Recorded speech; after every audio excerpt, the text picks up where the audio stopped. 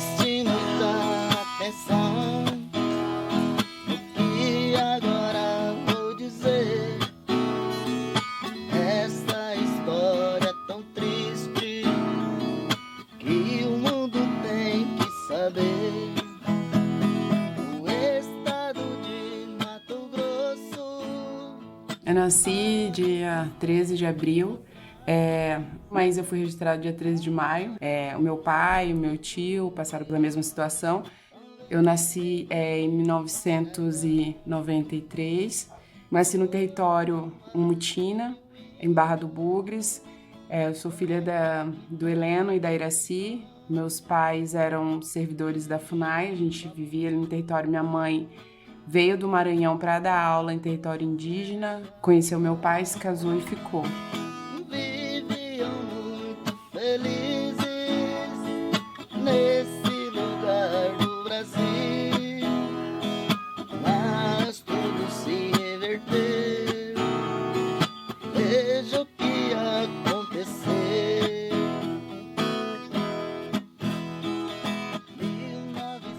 O meu povo, ele foi sendo conhecido por várias denominações ao longo do tempo. Primeiro, porque os homens do meu povo usam uma espécie de cavanhaque, barbicha, e aí as pessoas olhavam os primeiros registros que se tem e falavam como barbados. Aí depois a gente ficou conhecido como os Umutina. O meu povo foi quase exterminado. Houve uma época que existiam só 23 indígenas vivendo nas Malocas. E aí, na época, teve contato com Marechal Rondon, foram levar vários outros povos indígenas para lá, Pareci, Inambiquara. Depois foram levadas outras etnias, mas inicialmente foram essas etnias. Pareci e Inambiquara. Minha descendência também é desses povos, acabou ter muito casamento interétnicos. Naqueles tempos de dor, passou nessa região um militar viajante chamado Marechal Rondon.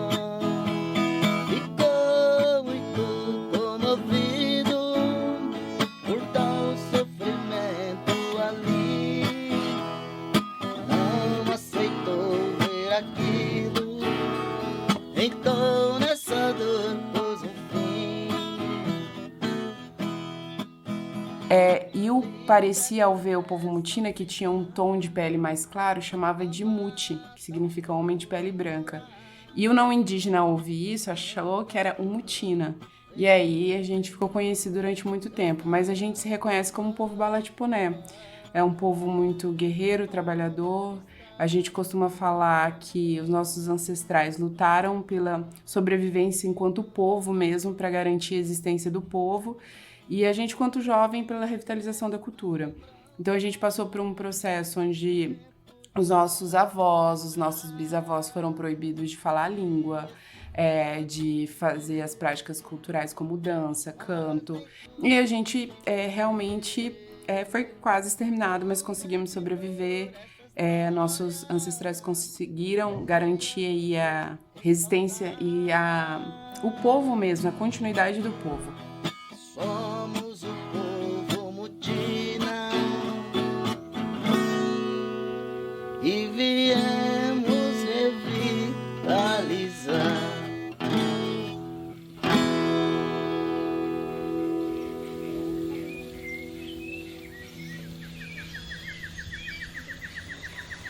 O Vida de Jornalista tem o selo da Rádio Guarda-Chuva. Jornalismo para quem gosta de ouvir. Oi, eu sou o Rodrigo Alves e essa é a temporada de perfis do Vida de Jornalista. As vozes que você ouviu nesse início de episódio são, primeiro, do Ademilson, um jovem indígena do povo Umutina, tocando violão e cantando a música História do Povo Umutina, numa gravação de 2014 dirigida pelo fotógrafo Kamikiaki Sede e pelo produtor musical Marcos Wesley. E você ouviu também, claro, a voz da Helena Corezomaé, jornalista e mestre em antropologia social. Ela tem 30 anos, o que faz dela a mais jovem até agora nessa temporada de perfis. É indígena do povo Umutina Balatiponé, que habita os vales dos rios Bugres e Paraguai, no município de Barra do Bugres, a 150 quilômetros de Cuiabá. A Helena hoje trabalha na TV Centro-América, afiliada da Globo em Mato Grosso. Já já a gente vai entender melhor essa linha do tempo e a trajetória da Helena no jornalismo. Eu conversei com ela durante o congresso da Abrage, na ESPM, em São Paulo. Ela contou bastante história, então ajusta aí o seu fone de ouvido para não perder nenhum detalhe do som. E se você já está acompanhando essa temporada do Vida, você sabe que antes de chegar no jornalismo, a gente parte do começo. Vamos conhecer um pouquinho mais dos Balatiponé e da família da Helena. Hoje a gente é uma comunidade que vive da pesca, da caça. Muitas mulheres são chefes de famílias que vivem de forma sustentável através do artesanato.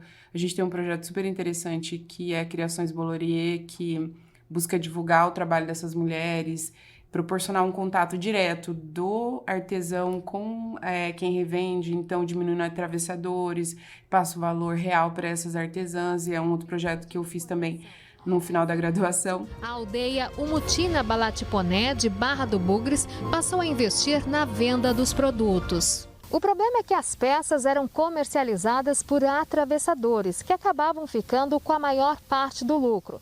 As mulheres... Essa é uma reportagem de maio de 2021, feita pela Cíntia Rocha, no telejornal Bom Dia MT, da TV Centro-América. Foi então que tiveram a ideia de divulgar nas redes sociais. Deu tão certo que agora criaram um site, um e-commerce, uma forma de fortalecer a cultura e, ao mesmo tempo, gerar renda. Mas é um povo que realmente é muito bonita a história de resiliência, sabe? De sobreviver e garantir a existência enquanto povo. Eu cresci parte da minha infância ali. Eu não sei qual idade exatamente, mas a gente morou um tempo no território. Depois minha família voltou para o Maranhão, minha mãe foi transferida para lá, a gente morou com os Guajajara.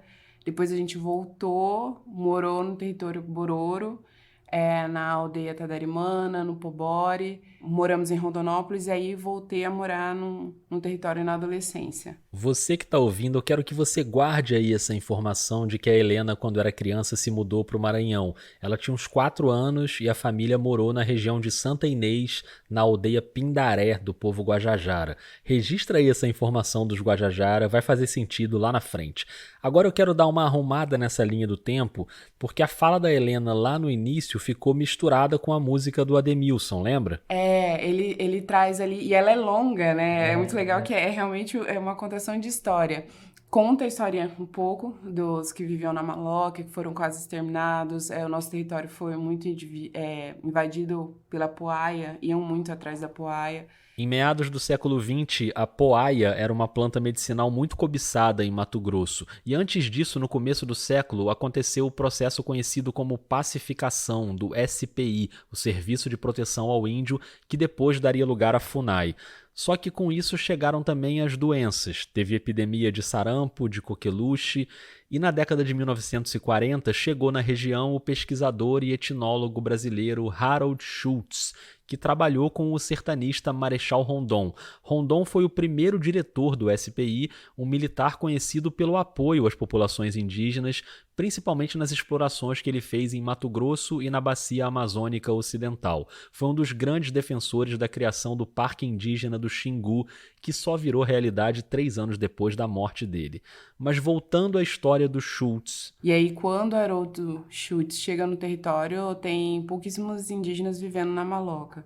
E aí já tinha um contato ali com o Marechal Rondon, tinha o posto Fraternidade, e muitos foram levados para lá e se não tivesse teriam morrido. Até hoje a aldeia central funciona ali naquele posto. O posto Fraternidade foi onde eu fui criada ali, eu nasci. Minha mãe morava ali, porque virou um espaço da FUNAI, passou da SPI para a FUNAI. E ela dava aula ali, a gente morava do lado esquerdo e do lado direito era onde ela dava aula para as crianças. A gente morou ali muito tempo, quando a gente voltou para o território, a gente morou lá também. E meus pais construíram uma casa do outro lado do rio. Hoje meus pais continuam morando lá, hoje eu moro em Cuiabá.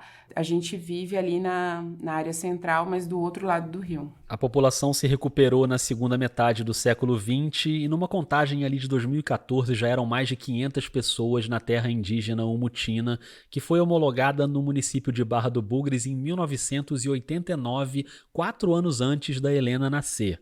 Quando ela tinha 3 anos, em 1996, a região Centro-Oeste recebeu a primeira edição dos Jogos dos Povos Indígenas, uma espécie de Olimpíada que reuniu em Goiânia representantes de mais de 30 povos para competir em modalidades como futebol, vôlei, atletismo, natação, canoagem, corrida de tora, lutas, arremesso de lança. E chega a hora de uma das provas mais esperadas pelo público, arco e flecha. Vale mais pontos quem acertar o olho do animal.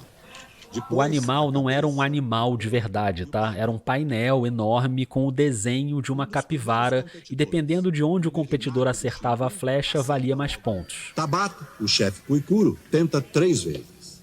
Agora é Piracumã, chefe dos Iaualapiti. E logo na primeira tentativa, ele acerta a orelha. Esse é um documentário produzido na época pelo Ministério dos Esportes. E o ministro era ninguém menos que o Pelé. Essas homenagens que eu recebi, os cocares, os colares, essa corda de união, isso aqui já estava dentro do meu coração. Porque nas minhas veias corre o mesmo sangue que corre nas veias de vocês.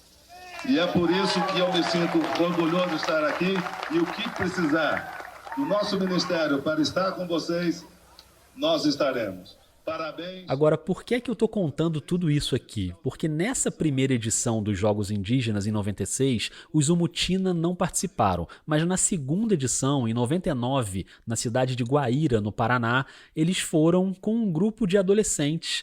E os jogos tinham também apresentações da cultura de cada povo. Eles contam que eles foram participar de uma apresentação e aí que se questionaram muito. Olha, vocês não são indígenas, vocês não falam a língua, vocês não usam os adornos e tudo. E as pessoas desconhecem a realidade de cada comunidade. A nossa passou por isso. Por muitos anos proibidos de praticar a sua cultura realmente. O cacique Valdomiro Ariabo Calomezoré voltou para Barra do Bugres inconformado porque a delegação tinha sofrido preconceito por não cantar, não dançar, não estar com as pinturas, o que era fruto de um apagamento que já durava muito tempo. Aí os jovens começaram um processo de resgate cultural. Olha, o trabalho deles foi fundamental. E aí eles foram atrás, ficaram incomodados com aquela situação. E aí começaram a ir atrás e buscar. Minha mãe deu aula para Julá Paré, que foi super importante. Começou esse trabalho também ali na escola. Julá Paré, que hoje dá nome à escola, foi um ancião do povo Umutina que falava a língua tradicional e conhecia as danças e os cantos.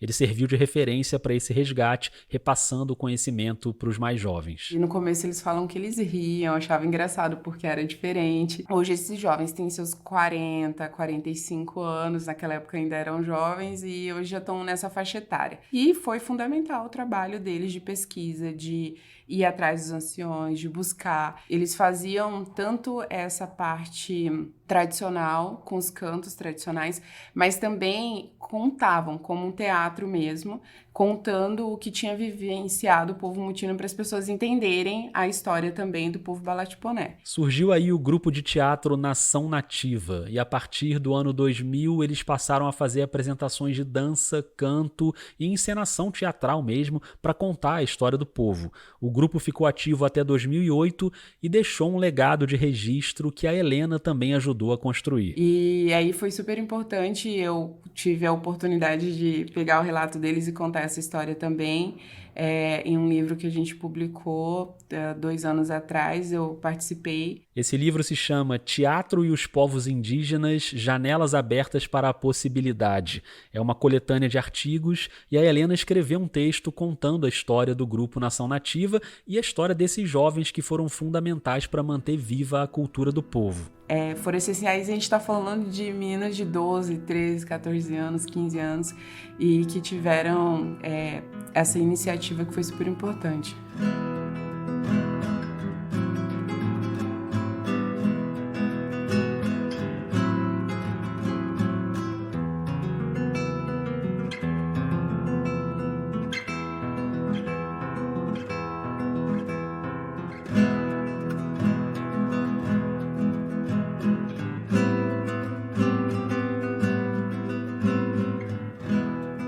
Eu prometo que a gente já vai chegar no jornalismo, mas essa história é gostosa de ouvir, né? Tem sido uma marca dessa temporada conhecer melhor a família de quem passa por aqui. Então eu pedi para Helena falar um pouquinho sobre duas pessoas muito marcantes para ela.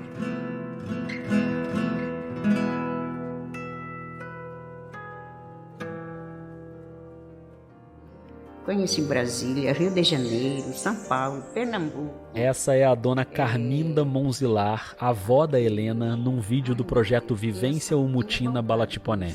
Rio Araguaia. Banhei na praia de Rio Araguaia. Minha avó Carminda é uma força da natureza, assim, é uma mulher extraordinária. O meu livro, eu conto a história de vida da minha avó, coletando Indígenas Tempos, com outros 3 autores indígenas. Eu sou a 4ª autora indígena. E eu conto a trajetória de vida da minha avó, uma senhora que perdeu o marido, ficou viúva, e que lutou de todas as formas para criar todos os filhos. Meu pai é o filho mais velho, teve que sair do território para trabalhar, para ajudar a família. Não conseguiu estudar só até a 5ª série porque na aldeia não se tinha. Meus tios hoje são professores, mas precisaram sair do território para poder estudar. Então isso muito difícil, uma época muito difícil. Hoje a gente tem na escola até o ensino médio, mas eles viveram outra realidade. Mas meus pais trabalhavam, fazia esse cesto, a peneira para escolher a farinha e o apá para escolher os arroz, né? Esta palha é uma palha rica, é a palha do buriti. E da taboca também, a gente faz o cesto, né? Eu aproveito tudo. Eu falo para o meu pessoal que a gente aqui, nós somos ricos. Minha avó sempre muito à frente do seu tempo. Eu acho que ela não tem entendimento da palavra feminista, né? Mas ela é uma feminista indígena. E uma pessoa que sempre incentivou a gente a estudar, que falou, olha, vocês não vão casar, vocês vão estudar, vocês vão sair, vocês vão estudar. E que até hoje tem a sua roça de toco. Você viu a roça que nós estamos lá trabalhando nela, né? Até amanhã eu vou para lá já para plantar o milho de novo, né? Pois é. E este ano nós fizemos, foi muita pamonha, nossa. Foi muita pamonha. É uma mulher extraordinária que vive até hoje. Ela está com 73 anos, mas que vai para a feira vender artesanato. Por a gente ser muito inteligente, a gente foi vendendo, né? Conhecendo. Continua sendo a chefe da nossa família, a nossa referência. Perdeu o nosso avô e continuou lutando muito para garantir a subsistência dos meus tios, da nossa família. Ela é uma mulher que conseguiu formar vários professores. Hoje sou neta dela com muito orgulho, jornalista, mestre. Meu irmão também, mestre também na área dele. Então ela é uma mulher realmente inspiradora, uma força da natureza. Mas eu ainda queria que a Helena falasse sobre outra pessoa. E a outra pessoa é Caimanepá, seu filho, que eu queria que você falasse um pouquinho também. Caimanepá vai me fazer chorar. Caimanepá, o Cacá, é o filho da Helena, de 6 anos. E na apresentação que ela fez no Congresso da Abrage, ela até evitou falar dele para não se emocionar. O Caimanepá, inclusive, eu nem coloquei na minha... eu sempre gosto de falar do meu lugar, assim... da minha família, mas o Caimanepá é meu pontinho de, tipo assim, de choro. Falar dele é o meu realmente meu tocar, né? Eu ia colocar uma foto dele na apresentação, eu falei, acho melhor não, porque senão vai rolar muitas lágrimas. Caimanepá, foi no mestrado, assim, um período super difícil, e a gente fala, meu Deus, estou entrando no mestrado, e descobri uma gestação. O Cacá, com 2 anos, foi diagnosticado com autismo. O nome dele significa Rei dos Gaviões. Nosso povo tem uma ligação muito forte com a natureza. Pra gente, a gente morre e reencarna em pássaros, principalmente. E então o nome dele é um significado muito forte de ser o Rei dos Gaviões. E o meu filho é inspirador, é uma mudança assim, de realidade de vida. Porque a gente cria muita coisa, sabe, do que vai ser o nosso filho, de expectativa. E aos 2 anos com esse diagnóstico de autismo, a gente realmente busca a felicidade. A gente fala que a gente quer que o nosso filho seja feliz e que ele, a cada avanço dele, né, é uma comemoração. Então a gente não tem estereótipo, a gente não... o fato dele estar falando, ele tem 6 anos, ele começou a falar agora, esse ano, ele vai fazer 7 anos. Então cada conquista é uma vitória. É um menino que ensina pra gente muito todos os dias e que realmente fez a gente enxergar a vida de uma outra forma, de buscar a felicidade realmente e nosso objetivo é fazer ele feliz.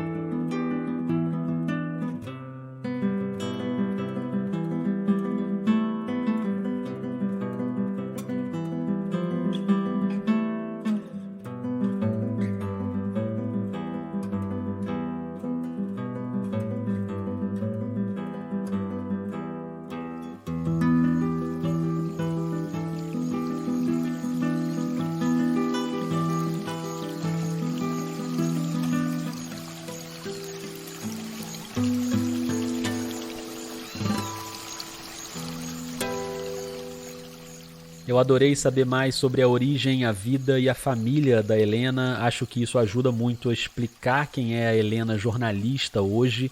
E como a gente está num podcast de jornalismo, tá na hora, né? A história de como ela optou por essa profissão começa em fevereiro de 2009.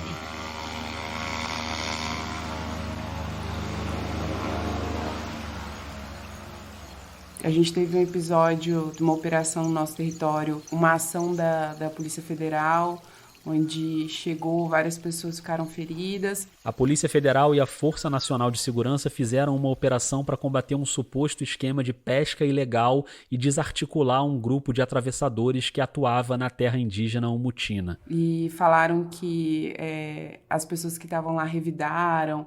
Aí saíram muitas notícias na época, só contavam lá da Polícia Federal, nenhuma liderança foi ouvida. E cerca de 10 pessoas ficaram feridas. Foi um episódio bem difícil, assim, e que mostrou ali a importância de que a gente precisava ter pessoas para falar e contar essa história do ponto de vista dos povos indígenas. Um ano antes, em 2008, tinha sido criado na Universidade Federal de Mato Grosso o Programa de Inclusão Indígena, o ProIndi, que abria vagas suplementares nos cursos e um vestibular específico para candidatos indígenas. E aí abriu a vaga para jornalismo, eu achei super interessante, falei, esse é o momento.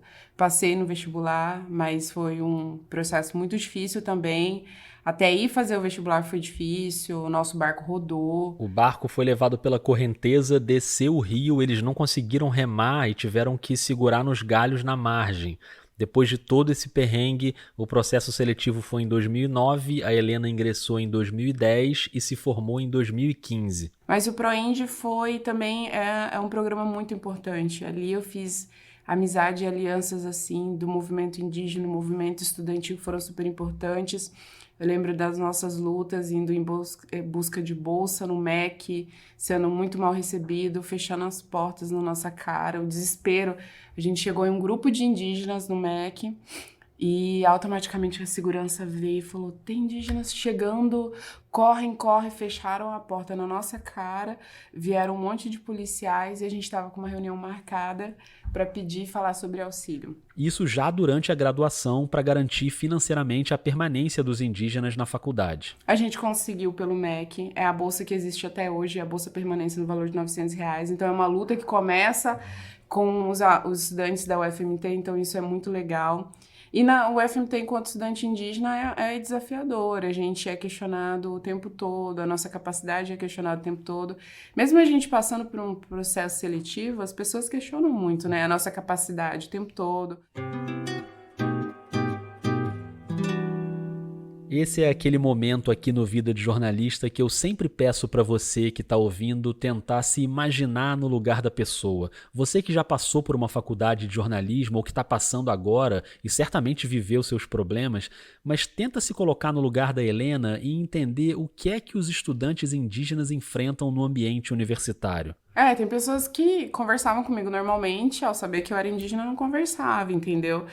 Professores que questionavam a nossa capacidade, ou professores que viam de forma muito romantizada, que paravam a aula para te perguntar uma coisa muito pessoal e não entendiam a dimensão daquilo pra gente enquanto aluno, entendeu? A gente não é um bichinho de zoológico, né? A gente quer estar ali enquanto um estudante e aprender como todo mundo, mas a gente é visto de uma forma muito exótica e isso incomoda, de uma forma muito preconceituosa.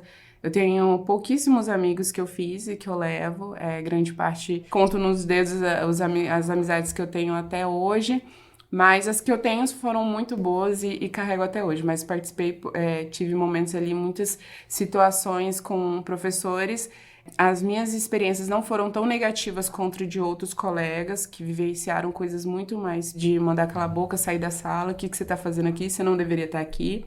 A gente teve indígena que passou por isso, indígena do meu povo, e que marcou, assim, que foi muito difícil para eles. Eu acabei não vivenciando tanto isso. Mas foi muito cobrada, tinha que ser muito boa, tinha que estudar muito, e é como se o indígena não pudesse falhar como todo mundo. E todo mundo tá sujeito a falhar, a não saber tudo, a ter dificuldade, mas o indígena, ele é cobrado muito, e aí é como se a gente não pudesse, sabe? Então isso é muito pesado, isso é muito forte.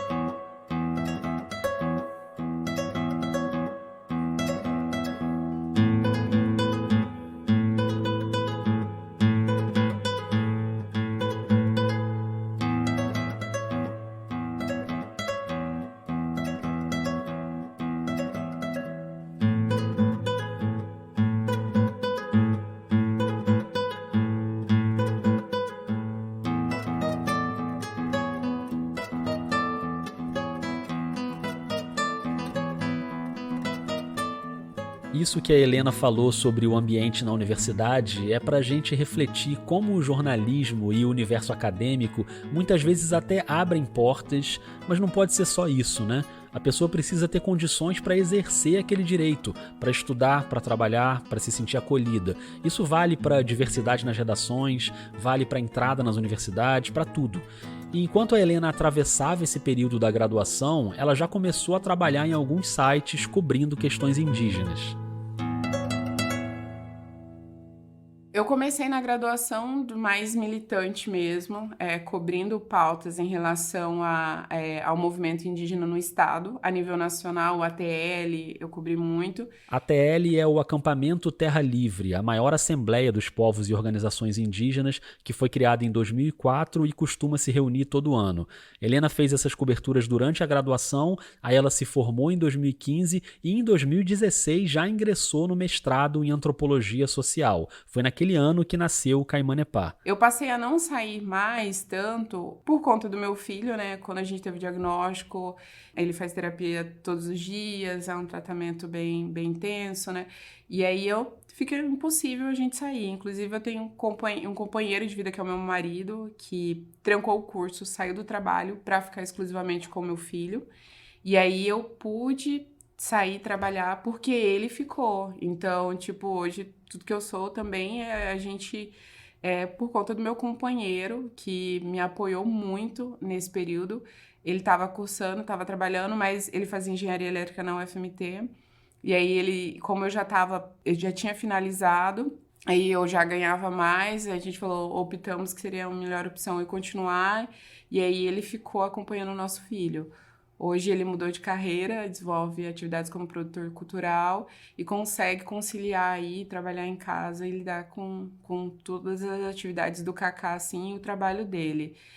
Mas trabalhei em sites em Cuiabá, aí depois ingressei na TV Centro-América. Isso foi em 2020 e aqui a gente cai na essência desse podcast, que é o bastidor de jornalismo.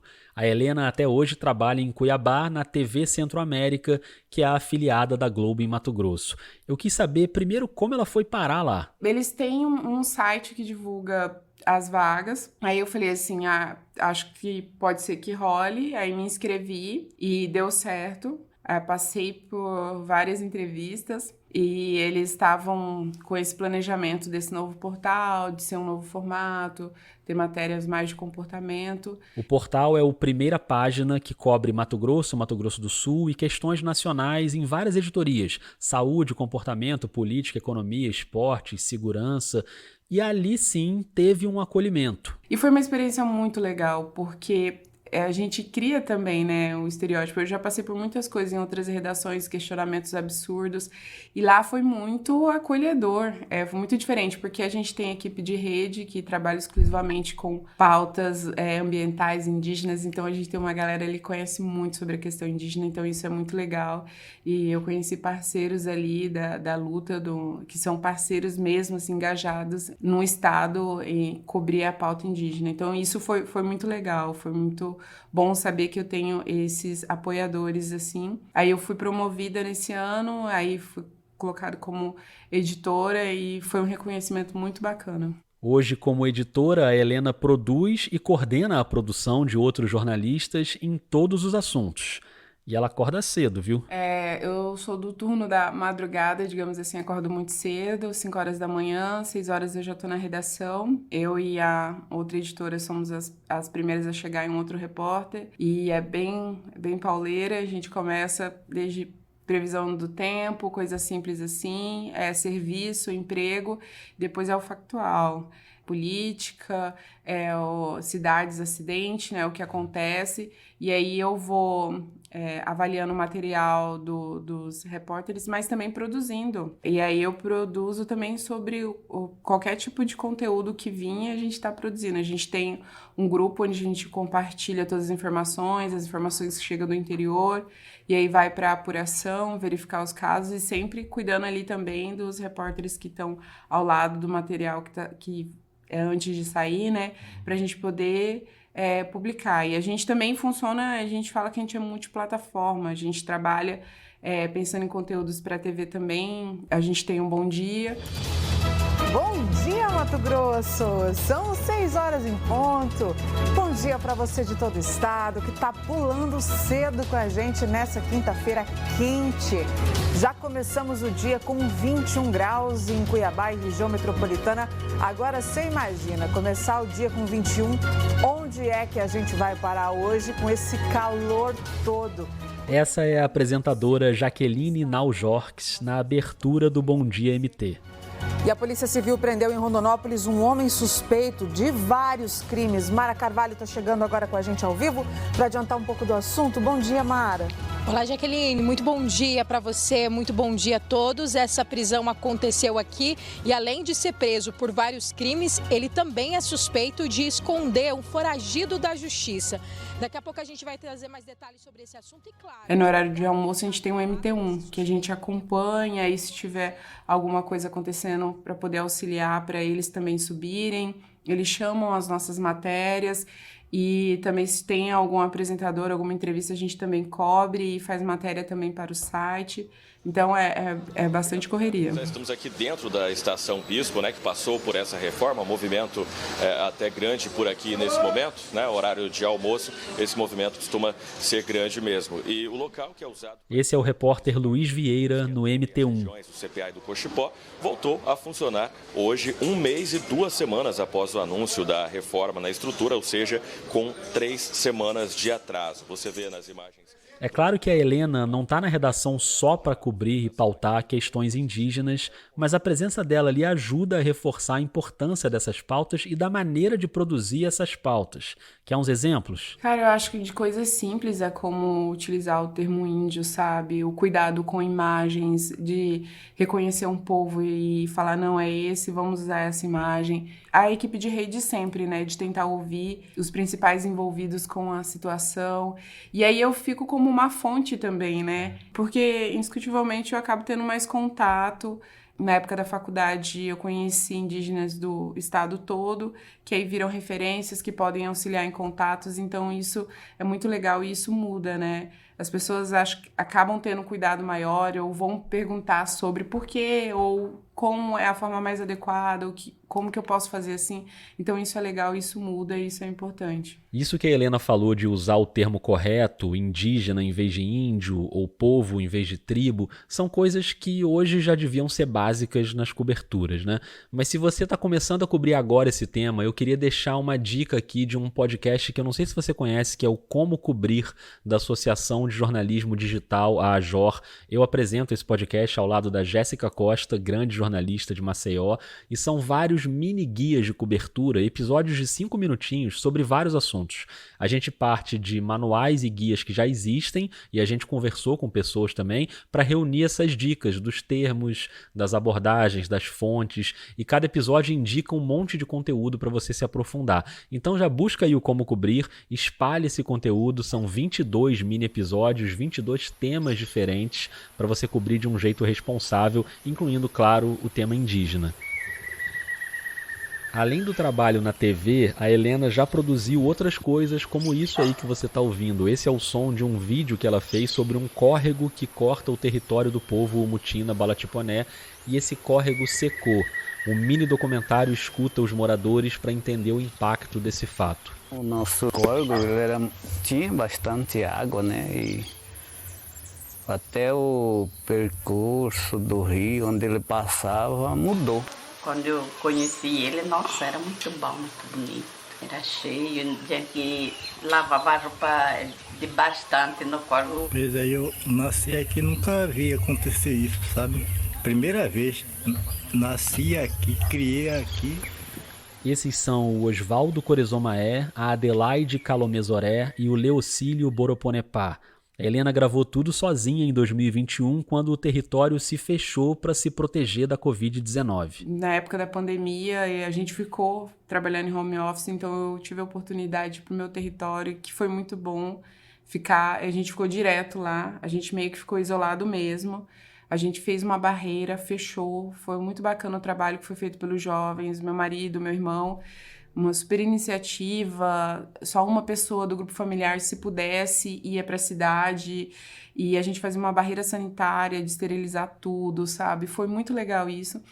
E aí, tava ali no território e tô vendo o rio secar. Eu falei, gente, isso não tá legal, não tá legal.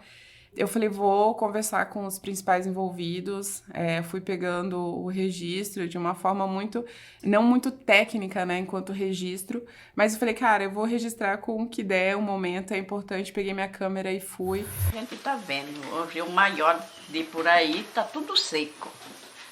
Imagina nosso, que é bem pequenininho.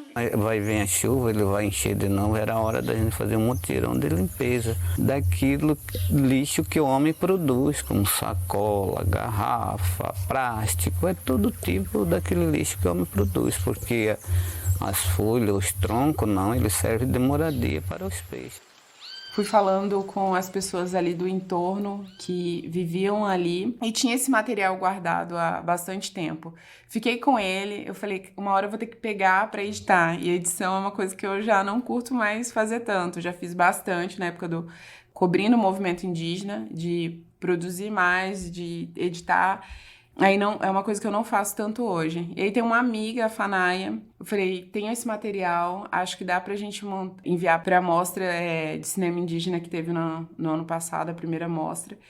Aí ela falou, não, me manda, eu vou resolver isso, a gente faz isso agora.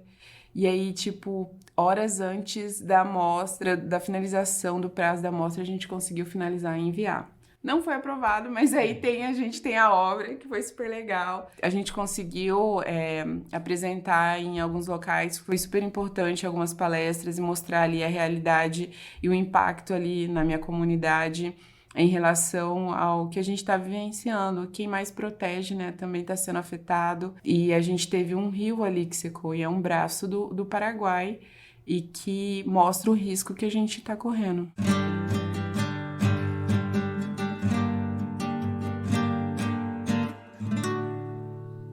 Seja produzindo vídeo de forma independente no território, seja coordenando a equipe na TV Centro-América, o trabalho da Helena coloca ela hoje como uma jornalista importante, não só para questões indígenas, mas, claro, também para questões indígenas.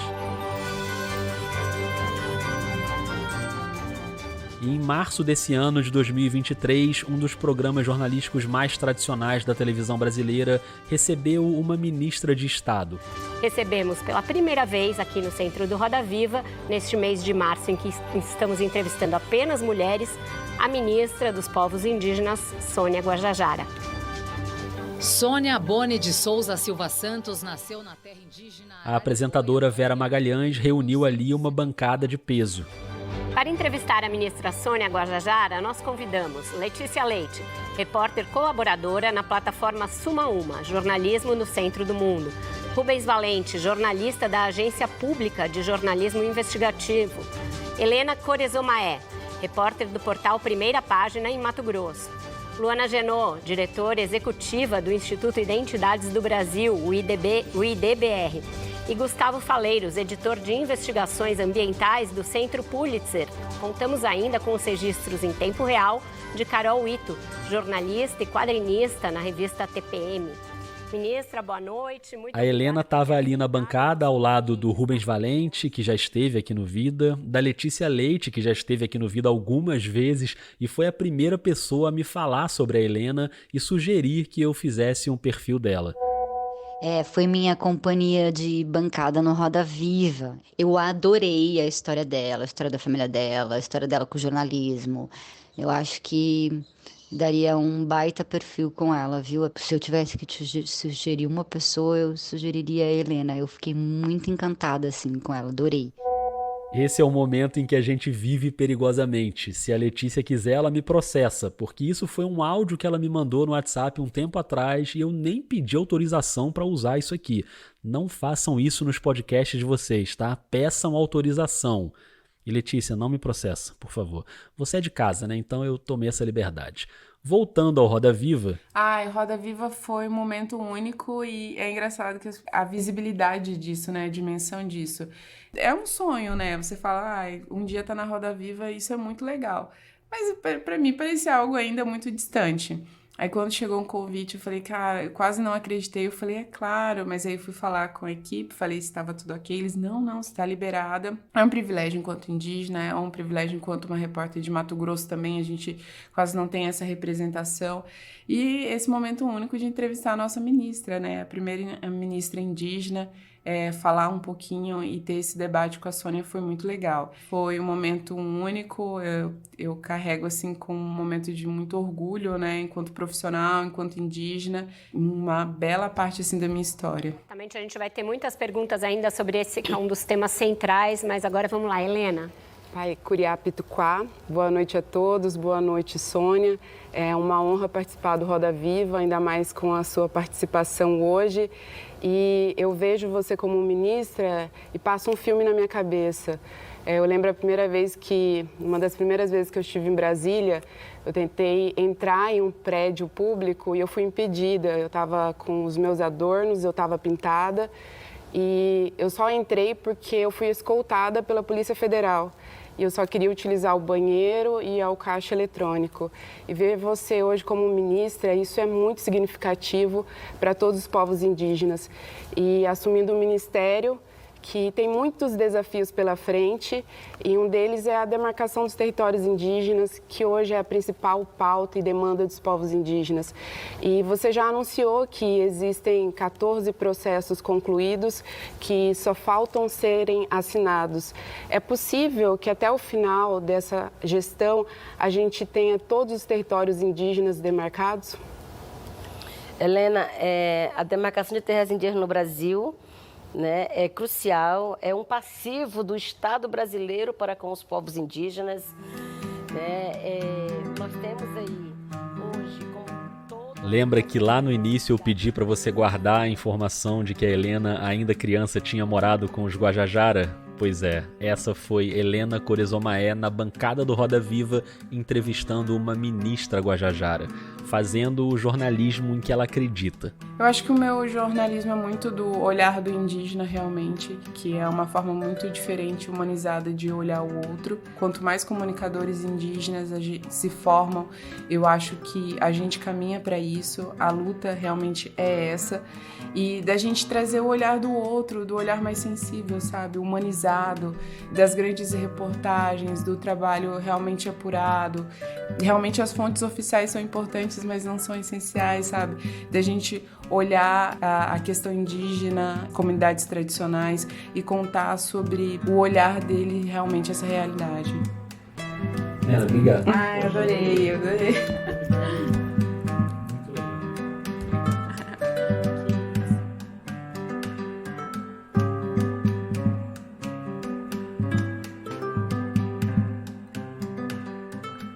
Eu sou o Rodrigo Alves e esse violão que você está ouvindo e todas as músicas dessa temporada de perfis do Vida de Jornalista são do Gabriel Falcão. Eu agradeço demais a Helena pela conversa e se você aí gostou, eu já te aviso que ainda nessa leva de perfis vai ter outra grande jornalista indígena, a Ariene Sussui, de Roraima. Foi um papo fantástico, pode esperar. Também agradeço a professora Maria Elizabeth Antonioli, da ESPM de São Paulo, que cedeu para o Vida uma salinha reservada, silenciosa, bonitinha, durante o congresso da Abrage, para a gente gravar as entrevistas. Muito obrigado.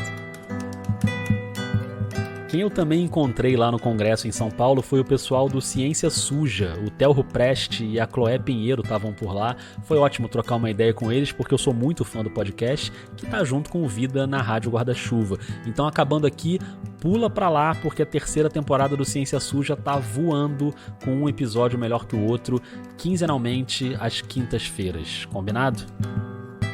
Hoje você ouviu aqui áudios do canal Vivência Umutina Balatiponé, do Ademilson Umutina em vídeo do canal do Kamikiaki Sede, do Ministério dos Esportes, da TV Cultura e da TV Centro-América. Fazer esse podcast dá um trabalhão e eu faço todas as etapas de produção sozinho, então queria mais uma vez agradecer às apoiadoras e aos apoiadores do Vida.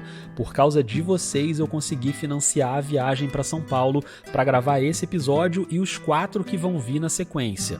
Se você ainda não é assinante do Vida, eu te peço para considerar essa possibilidade com carinho.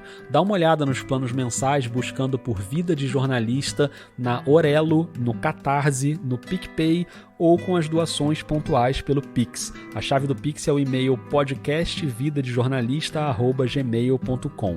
Se você fizer pelo Pix, não esquece de mandar uma mensagem dando um oi, tá bom? O Vida tá no Twitter, no Instagram e no Threads, olha aí, com a @vida_jornalista. Me conta o que você achou do episódio, compartilha por aí, porque isso é muito importante. Posso contar contigo para isso? Beleza, obrigado, um beijo, um abraço e até mais.